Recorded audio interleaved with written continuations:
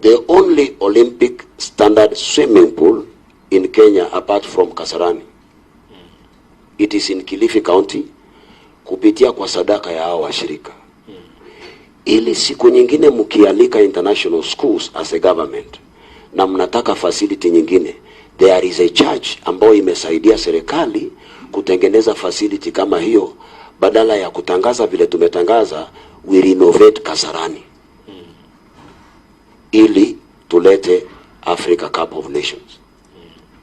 Unaweza kupeleka international schools huko na wakafanya swimming competition Kasarani, na ukapeleka nyingine Kilifi County ama Coast, na hizo pesa ambazo zinaingia kupitia kwa competitors and those who are visited, si zinaingia kwa county government or visitors and whatever. We have one of the most modern labs ambazo nafikiria, sababu mimi nimesomea tu. Tuko na labs ambazo huenda haziko kwa university yetu, and I would advise you with humility to come and visit them and verify what I'm saying. We did this na pesa za washirika. Among other things, we have one of the best hotels. Among other things, ili apart from church, the government, the nation and the county inaweza kubenefit kwa hizi vitu ambavyo tunafanya. Isiwe thank you so much.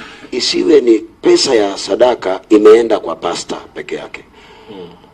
Hakuna any document ya title deed imeandikwa kwa jina la Pastor Ezekiel.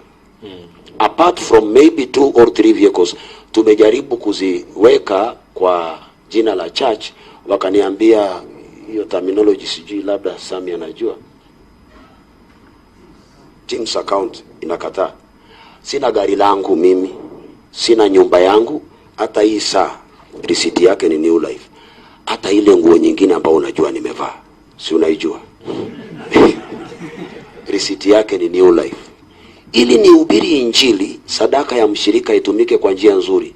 Nikimaliza niende zangu. I never came to use church money for personal benefit. I have informed my wife and my children, nobody will benefit from church money. Nimeanzisha kufuga kuku. Niliambia mke wangu tangu last week, pesa za kuku, pesa za mayai, pesa za whatever, zisomeshe watoto wetu. We have 3. Hakuna haja ya kutumia pesa za kanisa. We have only 3. So that is how we have spent money. We have a dam, the only dam ambayo iko Kilifi County na ni kubwa. Hii dam is a 9.5 acre dam. It is full. It is well built na imelindwa, imezingirwa na fence. Ili wakati wa drought, wakati community imekosa maji, tunaweza tukafungua waje wachukue maji. Vile ambavyo tunasomesha watoto wa Kilifi, over 200 students, full scholarship secondary. Yule mama wa Kilifi atatoa maji wapi? Na maybe county government ili allocate money na haijaijenga. Drought haipigi ripoti. So as a church tumetengeneza hizo zote. Tunafanya farming, tumeajiri watu wa Kilifi County.